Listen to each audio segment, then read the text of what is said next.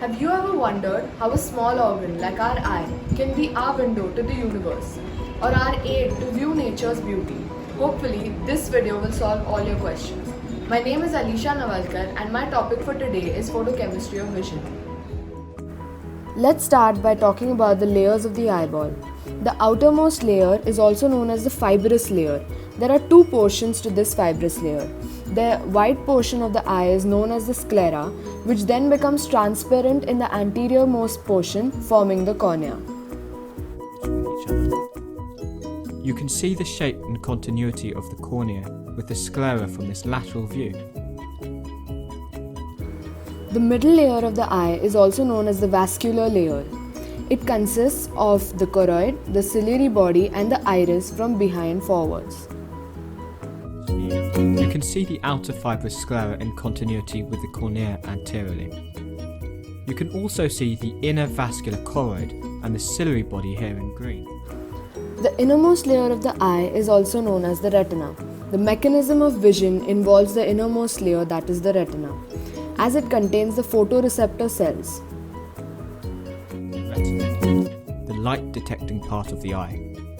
The retina itself is comprised of two cellular layers, the neural layer and the pigmented layer. For light to hit the retina, it must pass through each layer of the eye, resulting in refraction at each surface. To understand the photochemistry and the visual pathway better, it is important to understand the layers of the retina and structure of the photoreceptors. The following diagram shows the retina and its layers. There are 9 layers to the retina. They are the pigmented layer being the outermost, layer of rods and cones, that is the photoreceptor layer, the outer nuclear, outer plexiform, inner nuclear, inner plexiform, ganglion layer, layer of the optic nerve fibers, and the inner limiting membrane.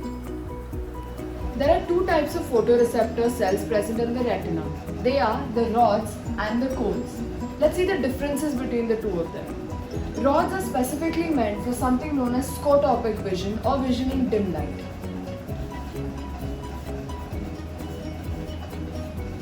While the cones are meant for photopic vision or vision in brighter light.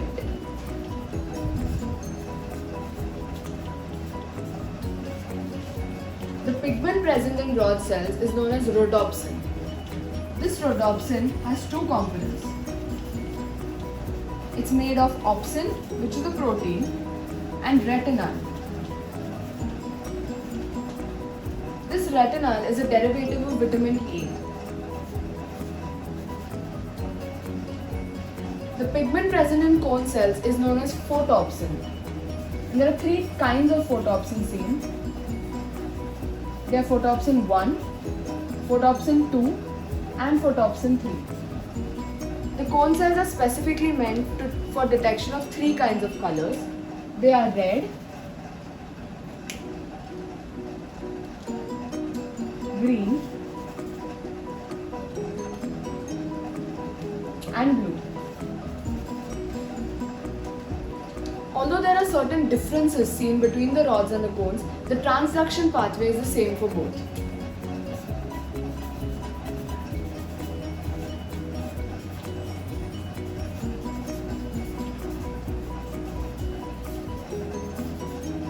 Let's move on towards the transduction pathway now.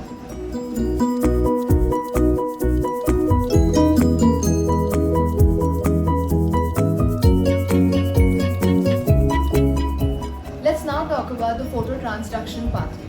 This is basically a process that explains how the rod cells are activated based on a light stimulus. Unlike the other sensory receptors in our body, the rod cells get activated in a hyperpolarized state, that is increased negativity as opposed to a depolarized state. The outer segment of rod cells is leaky to sodium ions which come in through these cGMP gated channels. When there isn't any exposure to light, the levels of cGMP are high, causing an influx of sodium ions. Since sodium ions are positively charged, it does not allow the receptor potential to decrease any further. On exposure to light, rhodopsin in the outer segment gets activated to form metarhodopsin 2 via a cycle known as Wald's visual cycle. Let's have a look at the cycle first.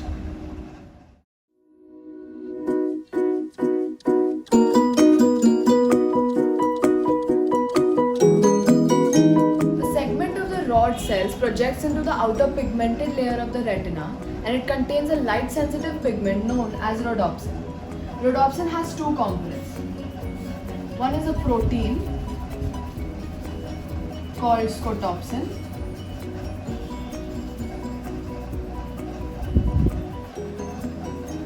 and an aldehyde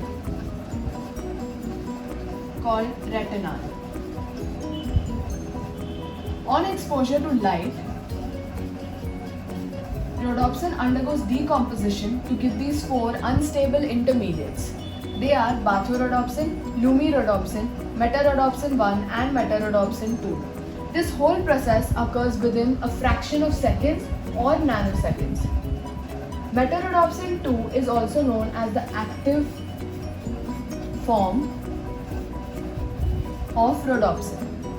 It splits to give scotopsin and all-trans retinal. All-trans retinal undergoes isomerization using retinal isomerase to give 11-cis retinal, which then combines with scotopsin to give rhodopsin again, and the cycle continues. As we know, vitamin A is an integral part of the visual cycle, and it can be seen here in this step, where all-trans retinal gets converted to all-trans retinal, which is a form of vitamin A. This undergoes isomerization to form 11-cis retinol, which gets converted to 11-cis retinal, which then combines with scotopsin to give rhodopsin again. In a case of deficiency of vitamin A, the person suffers from night blindness, which is decreased vision in the dark. As we saw how the metarhodopsin 2 is the active form of rhodopsin, this causes activation of a G protein called transducin, which further causes activation of cGMP phosphodiesterase, causing the conversion of cGMP to 5-GMP, which is the inactive form. This leads to closure of these sodium channels. As there isn't any further sodium influx, there is increased negativity within the rod cell, causing hyperpolarization. An additional thing happens is the glutamate release is inhibited, signaling that a light stimulus is present. The rhodopsin then returns to its original state, and a protein called arrestin binds to the rhodopsin. This ensures that rhodopsin cannot undergo any further activation and cannot activate transducin here as well. This return of rhodopsin to its original state allows it to be ready for a next light stimulus.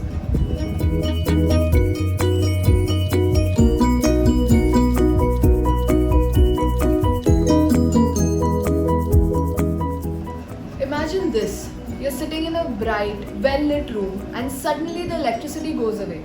All the lights are switched off. What happens to your vision?